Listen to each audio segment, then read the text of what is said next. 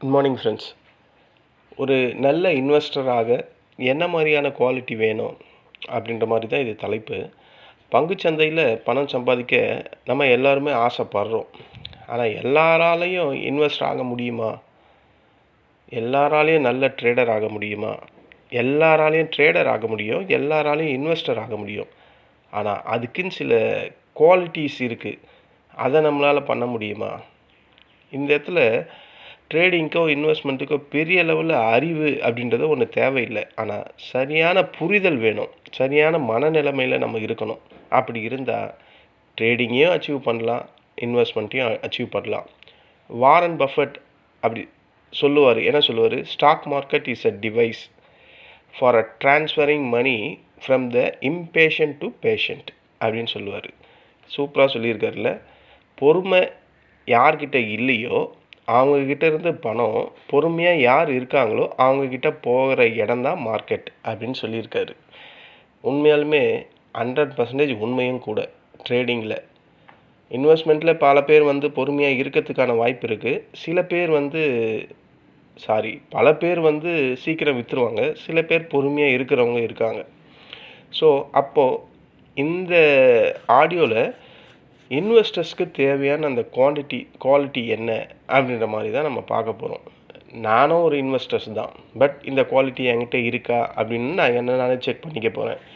இந்த ஆடியோ கேட்குற நீங்களும் ஒரு இன்வெஸ்டர்ஸ் அப்படின்னா இந்த குவாலிட்டியெல்லாம் உங்கள்கிட்ட இருக்கா? நான் அதெல்லாம் ஃபாலோ பண்ணுறேனா? என்னால் இதெல்லாம் பண்ண முடியுமா? உங்களுக்குள்ளேயே ஒரு கேள்வி இருக்கும்ல. நான் ஒரு இன்வெஸ்டர்ஸ், இவ்வளோ வருஷமாக இன்வெஸ்டர்ஸாக இருக்கேன், நான் இதில் என்ன அச்சீவ் பண்ணியிருக்கேன் அப்படின்ற மாதிரி ஒரு கேள்வி வரும்ல.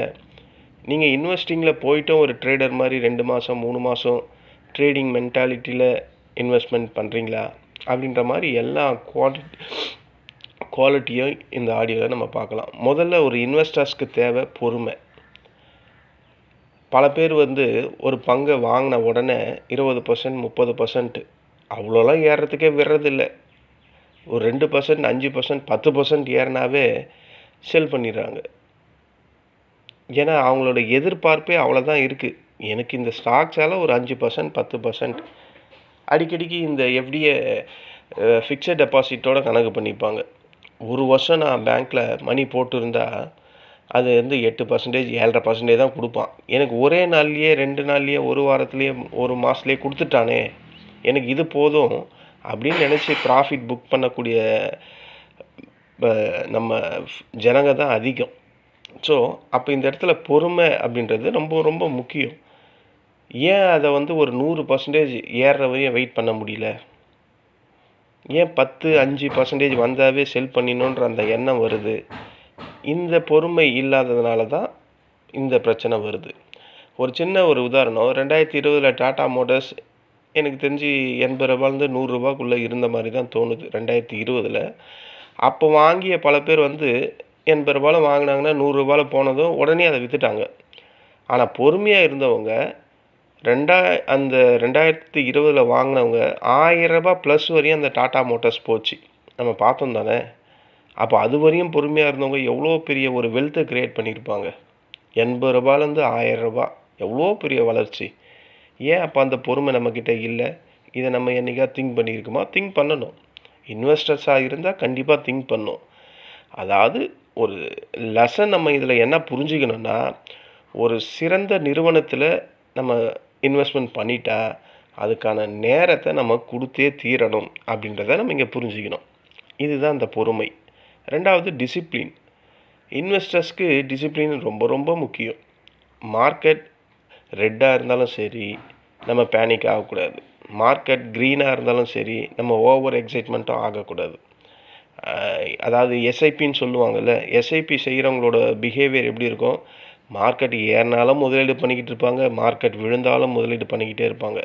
அவங்களோட ஏம் ஒரு 10லேருந்து 15 வருஷம், அதாவது பல பெரிய வருடங்களை நோக்கி ஒரு வெல்த்தை க்ரியேட் பண்ணணும் அப்படின்ற மைண்ட் செட்டில் எஸ்ஐபியில் போடுவாங்க. ஆனால் எல்லாரும் இதே மைண்ட் செட்டில் இருப்பாங்களா அப்படின்னு கேட்டால் ரொம்ப ரொம்ப கஷ்டம். நான் ஃபஸ்ட்டே சொன்ன மாதிரி 5லேருந்து 10% ப்ராஃபிட் வந்தாவே அதை உடனே க்ளோஸ் பண்ணிவிட்டு அடுத்த ஷேருக்கு ஜம்ப் ஆகக்கூடிய மனநிலைமை தான் மக்கள்கிட்ட அதிகமாக இருக்குது. ஸோ இந்த டிசிப்ளினை நம்ம கொண்டு வரணும். ஓகேங்களா? ஒரு இன்வெஸ்ட்மெண்ட் அப்படின்னு வந்தால் அட்லீஸ்ட் 5லேருந்து 10 வருஷம் கோல் வேணும். ஒரு நல்ல ஷேரை வாங்கிட்டோம்னா அதை வெல்த் க்ரியேட் பண்ணுறதுக்கு நம்ம டைம் கொடுக்கணும் அப்படின்னு சொல்கிறேன். அடுத்தது கண்டினியூவாக லேர்னிங் பண்ணணும். மார்க்கெட் அப்படின்றது தினமும் மாறிக்கிட்டே இருக்கக்கூடிய ஒன்று தான். நம்ம எத்தனை வாட்டி பார்க்குறோம். அதாவது ஒரு வாட்டி மார்க்கெட்டில் நம்ம கற்றுக்கிட்டா இதுவே போதும் அப்படின்ற மாதிரி எண்ணம் வரவே கூடாது. அப்போது மார்க்கெட்டில் தினம் நம்ம கற்றுக்கிட்டே தான் இருக்கணும். அதுதான் கண்டினியூஸ் லேர்னிங் அப்படின்னு சொல்லுவாங்க. இந்த குவாலிட்டியும் ரொம்ப முக்கியம். அதாவது ஆர்டிஃபிஷியல் இன்டெலிஜென்ஸ் ட்ரெண்டு வந்தபோது NVIDIA போன்ற நிறுவனங்கள் பெருசாக ரிட்டர்ன் பண்ணுச்சு. நம்ம எல்லாமே பார்த்தோம். பெரிய நிறுவனமாக அது வந்தது. அந்த நேரத்தில் இந்த ஏஐ இன்டெலிஜென்ஸை பற்றி கண்டினியூஸாக லேர்ன் பண்ணாமல் விட்டவங்க அந்த NVIDIA ஷேரை வாங்காமல் இருந்தால் அவங்களால பெரிய லெவலில் ப்ராஃபிட் பண்ணியிருக்க முடியாது. அதாவது அவங்க அந்த ஆப்பர்ச்சுனிட்டியை யூஸ் பண்ணாமையே போயிருப்பாங்க. அப்போது இந்த இடத்துல லேர்னிங் அப்படின்றது என்னது? கண்டினியூவாக மார்க்கெட்டை பற்றி நம்ம கற்றுக்கிட்டே இருக்கணும். கற்றுக்கிட்டே இருந்தால் தான் புது டெக்னாலஜி வந்தால் மார்க்கெட் என்னவா மாறும், இது இன்னும் பெரிய லெவலில் போகுமா. நான் சொல்கிறது எல்லாமே நடந்து முடிஞ்ச உண்மை தானே. NVIDIA பெருசாக தானே போச்சு. அதே மாதிரி தானே டாடா மோட்டார்ஸும் பெருசாக போச்சு. 80 ரூபா 100 ரூபாயில் இருந்து. அதே மாதிரி SIPயில் போடுறவங்க எத்தனை பெரிய ஆளுங்க இப்போ எவ்வளோ பேர் கோடீஸ்வரனாக இருக்காங்க இன்வெஸ்ட்மெண்ட்டில். ஸோ இது எல்லாமே கண் முன்னாடி இருக்கக்கூடிய உண்மையான உதாரணங்கள் அப்படின்னு நான் சொல்கிறேன். 4வது குவாலிட்டி எமோஷன் கண்ட்ரோல். ஒரு ட்ரேடருக்கு தான் எமோஷன் கண்ட்ரோல் பண்ண முடியாது அப்படின்னு நம்ம சொல்ல முடியாது.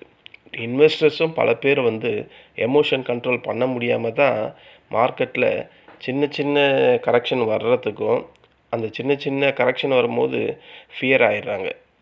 ஃபியர் மட்டும் ஆகலை, ஒரு சின்ன ப்ராஃபிட் வந்தவொடனையும் க்ரீடியாக ஆகுறாங்க. ஸோ இந்த எமோஷன் கண்ட்ரோல் ட்ரேடிங்கில் மட்டும் இல்லை, மார்க்கெட்டில் இன்வெஸ்டர்ஸ்க்கும் இருக்குது ஃபியர் அண்ட் க்ரீடி அப்படின்ட்டு நான் சொல்கிறேன். இதுதான் மிகப்பெரிய எமோஷன் கண்ட்ரோலுக்கு அகெயின்ஸ்டான எதிரி. 2020 கோவிட் கிராஷ் வந்தது. எல்லாருமே பயந்து ஸ்டாக்ஸ் எல்லாம் விற்றுட்டாங்க. சிலர் மட்டுமே வாய்ப்புக்காக பார்த்து வாங்கினவங்களும் இருக்காங்க. அவங்கெல்லாம் இப்போ அதிகப்படியான லாபத்தை கண்டிப்பாக ப்ராஃபிட் பண்ணியிருப்பாங்க அப்படின்றது நம்ம எல்லாருக்குமே தெரியும். ஏன் நம்மளால் முடியல? ஏன்னா நம்ம உணர்ச்சியால் அல்ல, தரவுகளின் முடிவால் தான் ஒரு ஸ்டாக்ஸை எடுக்கணும், அதை ஹோல்டு பண்ணணும் அப்படின்ற லெசனை நம்ம புரிஞ்சிக்கல. எமோஷன் கண்ட்ரோல் அப்படின்றது நம்மக்கிட்ட அந்த இடத்துல இல்லை. என்ன பண்ணுறோம்? உணர்ச்சியாலேயே எல்லா முடிவுகளையும் அவசரமாக எடுத்து நல்ல ஸ்டாக்ஸ் எல்லாம் நம்ம கோவிட்டில் விற்றுட்டோம். ஆனால் கோவிட் முடிஞ்சதுக்கப்புறம் அந்த 2வது அலைன்னு சொல்லும் போதே மார்க்கெட் ஏற ஆரம்பிச்சிடுச்சு.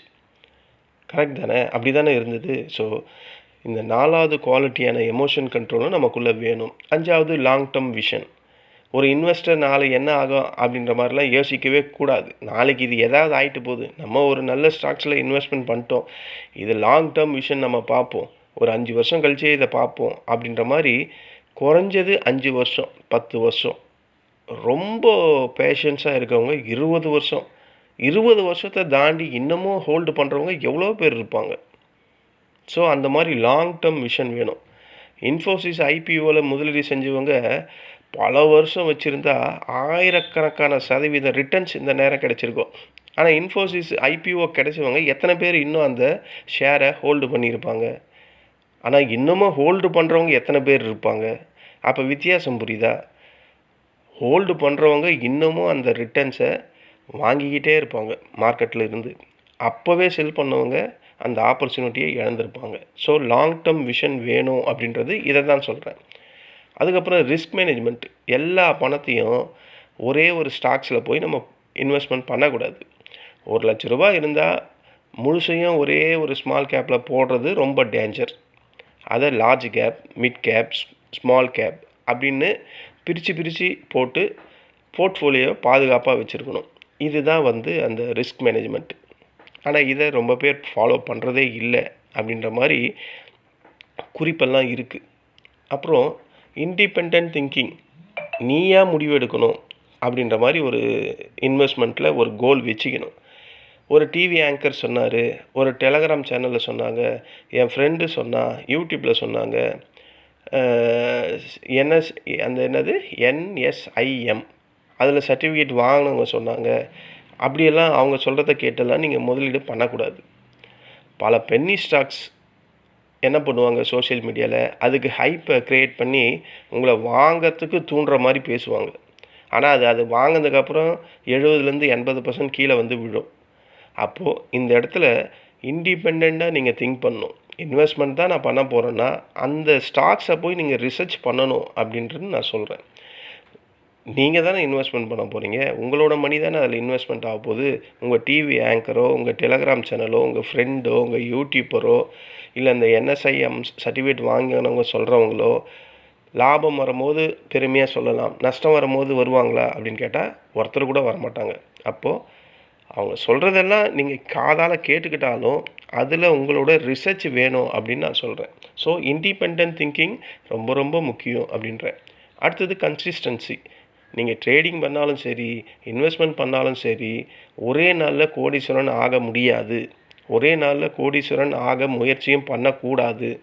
ஒரு சின்ன அமௌண்ட்டை வச்சு தொடர்ச்சியான முதலீடு பண்ணாதான் அந்த கோலை போய் ரீச் பண்ண முடியும். நம்மளோட கோல் வந்து கோடீஸ்வரனாக ஆகணும் அப்படின்றது தான். ஆனால் இன்றைக்கி இன்வெஸ்ட்மெண்ட் பண்ணிட்டு நாளைக்கே ஆகணும் அப்படின்னா அது முடியாது. ஆனால் அது முடியணுன்னா கன்சிஸ்டன்சியான சின்ன சின்ன சின்ன சின்ன முதலீடுகள் பண்ணிக்கிட்டே இருக்கணும். இதுவே ட்ரேடிங்காக இருந்தால் சின்ன சின்ன ப்ராஃபிட்டை நம்ம கேப்சர் பண்ணிக்கிட்டே இருக்கணும். அதுதான் கன்சிஸ்டன்சி. ஓகேங்களா? இப்போ மாதம் 5000 ரூபாய் எஸ்ஐபி போடுறீங்க, 20 வருஷம் போடுறீங்க, அதோட காம்பவுண்டிங் சக்தி பெரிய லெவலில் பெரிய கார்பஸை உருவாக்கும். அப்படி தானே உருவாக்குது ஒவ்வொருவோட இன்வெஸ்டர்ஸையும். அப்போது இந்த கன்சிஸ்டன்சி வேணும் அப்படின்றத நம்ம இங்கே புரிஞ்சிக்கணும். Business mind set. ஒரு பங்கை நீங்கள் வாங்குறீங்க அப்படின்னா இதில் நீங்கள் வந்து ஸ்டாக் ஹோல்டர் அப்படின்றத விட நான் இந்த பிஸ்னஸில் ஒரு பங்குதாரர் அப்படின்ற மாதிரி ஒரு எண்ணம் உங்களுக்குள்ளே வரணும். அப்படி வந்தால் தான் அந்த ஸ்டாக்ஸை வந்து நீங்கள் விற்க மாட்டீங்க. இப்போது ரிலையன்ஸ் ஷேரை வாங்குறீங்க, நீங்கள் ரிலையன்ஸ் பிஸ்னஸை ஒரு சின்ன போர்ஷனில் நீங்கள் ஓனர் அப்படின்ற அந்த மைண்ட் செட்டு உங்களுக்குள்ளே வரணும். நான் இந்த ரிலையன்ஸ் பிஸ்னஸில் நானும் ஒரு ஓனர் அப்படின்ற மாதிரி எண்ணம் வந்தால் உங்களுக்கு விற்க தோணாது. அதை வந்து இன்றைக்கி ரிலையன்ஸை வாங்கிட்டு ட்ரேடிங் மாதிரி கொஞ்சம் மேலே வந்தவனையும் ப்ராஃபிட்டை புக் பண்ணுறது அப்படின்றது இன்வெஸ்ட்மெண்ட்டில் பண்ணவே கூடாது. ஓகேங்களா? Investment it is a long goal, long period goal. ஓகேங்களா? லாங் விஷன், அதை நோக்கி நம்ம பயணிக்கணும். ஓகேங்களா? கன்விக்ஷன். அடுத்தது நல்ல ரிசர்ச் செஞ்சுட்டா மார்க்கெட், அதாவது இப்போ ஒரு நல்ல ரிசர்ச் செஞ்சுருக்காங்க ஒரு மார்க்கெட்டில், அது சம்மந்தமான 1008 ப்ளஸ் ஆர் மைனஸ் நியூஸஸ் வந்து மார்க்கெட்டில் வந்துக்கிட்டே இருக்கும். நம்ம அதெல்லாம் கேர் பண்ணவே கூடாது. நம்ம ரிசர்ச் பண்ணி எடுத்திருக்க ஒரு ஷேர் வந்து நல்ல ஷேரு, அது இப்போ ப்ரெசண்ட்டில் வந்து சம் நெகட்டிவ் நாய்ஸஸ் அதிகமாக இருக்குது அப்படின்னா அதை நம்ம இக்னோர் பண்ணிவிட்டு போய்கிட்டே இருக்க வேண்டியது தான். அதுக்காக நம்ம வருத்தப்பட்டுக்கிட்டுலாம் இருக்கக்கூடாது. அதாவது எக்ஸாம்பிள் என்ன சொல்லனா, இந்த ஆப்பிள், அமேசான், டெஸ்லா இந்த நிறுவனங்கள் ஆரம்ப காலத்தில் எல்லாருமே வந்து சந்தேகம் தான் பட்டாங்க. அது இப்படி ஆகிடும், அது அப்படி ஆகிடும். ஆனால் கன்விக்ஷன் வச்சுருந்த இன்வெஸ்டர்ஸ் தான் பெரும்பாலானோர் பெரிய வெல்த்தை உருவாக்கியிருக்காங்க. ஓகேங்களா? அப்போ அந்த மாதிரியான குவாலிட்டியை நமக்குள்ளே வேணும் அப்படின்னு நான் சொல்கிறேன். ஸோ இந்த 10 விதமான குவாலிட்டி தான் நீங்கள் ஒரு நல்ல இன்வெஸ்டரா அப்படின்றத காட்டும். ஃபைனலாக ஒரு இன்வெஸ்டர்ஸின் வெற்றி ஸ்டாக்கை தேர்வு செய்ததில் மட்டும் இல்லை, அவங்களுடைய பொறுமை, ஒழுக்கம், உணர்ச்சி கட்டுப்பாடு, தொடர்ச்சியான கற்றல், நீண்ட கால பார்வை, இவற்றில் தான் இருக்குது அப்படின்றத நம்ம புரிஞ்சுக்கணும். நான் சொன்ன இந்த குவாலிட்டியில் நீங்கள் எத்தனை வகையான அந்த குவாலிட்டியில் வரீங்க? சரியான ஸ்டாக்கை கண்டுபிடிக்கிறத விட சரியான இன்வெஸ்டராக ஆக விரும்புகிறது தான் இங்கே முக்கியம். ஓகேங்களா? இந்த ஆடியோவில் நான் சொல்ல விரும்புகிறது, ஸ்டாக்ஸு ஒரு ரிசர்ச் பண்ணி நீங்கள் எடுத்துட்டிங்கன்னா, நீங்கள் அதில் சரியான இன்வெஸ்டர்ஸாக மாறணும்னா நான் சொன்ன பொறுமை, ஒழுக்கம், உணர்ச்சி கட்டுப்பாடு, தொடர்ச்சியான லேர்னிங், நீண்ட கால பார்வை அந்த ஸ்டாக்ஸில் நீங்கள் பண்ணணும். பண்ணால் நீங்கள் இதை தவிர வேறு எதையுமே பண்ண வேணாம். இதை பண்ணாவே நீங்கள் ஒரு பெரிய வெல்த் கிரியேட்டராக மாறுறதுக்கான வாய்ப்புகள் இன் ஃப்யூச்சர்ஸில் அதிகம் அப்படின்றத நான் உங்களுக்கு சொல்கிறேன். ஓகேங்களா? இந்த ஆடியோ இது பல பேருக்கு பிடிச்சிருக்கும்னு நினைக்கிறேன். ஏன்னா இன்வெஸ்டிங் பற்றி நான் பேசவே மாட்டேன் அதிகமாக. நானும் இன்வெஸ்டர்ஸ் தான். பட் இந்த சொன்ன இந்த குவாலிட்டிஸில் என்கிட்ட பொறுமை அப்படின்றது கிடையாது. ஒழுக்கம் என்கிட்ட இருக்குது. உணர்ச்சி கட்டுப்பாடு என்கிட்ட கிடையாது. தொடர்ச்சியான கற்றல் என்கிட்ட இருக்குது. நீண்டகால பார்வை என்கிட்ட கிடையாது. ஏன்னா நான் இன்வெஸ்டர்ஸ் கிடையாது, நான் ட்ரேடர். நான் ஒரு ஆப்ஷன் பையர். ஸோ ஒழுக்கம் என்கிட்ட இருக்குது. ஏன்னா நான் ட்ரேடிங்கில் டிசிப்ளினாக தான் ட்ரேட் பண்ணுவேன். ட்ரேடிங்கில் எனக்கு உணர்ச்சி கட்டுப்பாடு இருக்குது, டிசிப்ளினாக தான் இருப்பேன். ட்ரேடிங்கில் எனக்கு பொறுமை இருக்குது. என் செட்டப் வந்தால் மட்டும் தான் நான் ட்ரேட் பண்ணுவேன். தொடர்ச்சியாக நான் கற்றுக்கிட்டு தான் இருக்கேன் மார்க்கெட்டில். எல்லாமே எனக்கு மார்க்கெட்டில் தெரியும் அப்படின்னு நான் ட்ரேடிங்கில் சொல்லவே மாட்டேன். நான் இன்னமும் கற்றுக்கிட்டு தான் இருக்கேன். ஒவ்வொரு நாளும் மார்க்கெட் கற்றுக் கொடுத்துக்கிட்டு தான் இருக்குது. ஸோ நீண்டகால பார்வை இன்வெஸ்ட்மெண்ட்டில் உண்டு. என்னுடைய ட்ரேடிங்கில் நீண்டகால பார்வை அப்படின்னு ஒன்று கிடையவே கிடையாது. எல்லாமே எனக்கு 15 மினிட்ஸ் டைம் ஃப்ரேம் தான். 2-3 நிமிஷம் தான். ஏன்னா நான் ஒரு ட்ரேடர், நான் ஒரு ஸ்கேல்பர் அப்படின்னும் போது எனக்கு நீண்டகால பார்வை இருந்தால் மார்க்கெட் என்னை மொட்டை அடித்து வெளியே அனுப்பிச்சிடும். அப்போது இது நான் ட்ரேடிங்காக சொல்கிறேன். மற்றபடி இன்வெஸ்ட்மெண்ட்டில் நான் சொன்னதெல்லாம் அந்த குவாலிட்டிலாம் இருந்தால் தான் நீங்கள் ரியல் இன்வெஸ்டர்ஸ் அப்படின்னு சொல்கிறேன். ரெண்டுத்தையும் போட்டு குழப்பிக்காதீங்க. இன்வெஸ்டர்ஸ் வேறு, ட்ரேடர் வேறு. என்னுடைய ரியல் பிஹேவியர் அப்படின்னா நான் ஒரு ட்ரேடர். நானும் இன்வெஸ்ட்மெண்ட் பண்ணுறேன். பட் என்னால் அந்த நீண்டகால பார்வை அப்படின்றது பண்ண முடியாது. அதிகபட்சமாக நான் ஒரு 6 மாதம் வரையும் வச்சுருக்கிறதே ரொம்ப பெருசு. ஏன்னா என் மைண்டில் இருக்கிறதெல்லாம் ட்ரேடிங் தான். அப்போ என்னால் இன்வெஸ்ட்மெண்ட்டில் சரியாக ஃபோக்கஸ் பண்ண முடியாது. ஆனால் நீங்கள் அப்படி இல்லை. உங்களோட ஏமே இன்வெஸ்ட்மெண்ட் அப்படின்னும் போது உங்களுடைய அந்த பார்வை நீண்டகால பார்வையாக இருக்கணும் அப்படின்னு சொல்லி முடிக்கிறேன். இந்த ஆடியோ உங்களுக்கு பிடிச்சிருந்தா என்னுடைய சேனலை சப்ஸ்கிரைப் பண்ணுங்கள். நன்றி, வணக்கம்.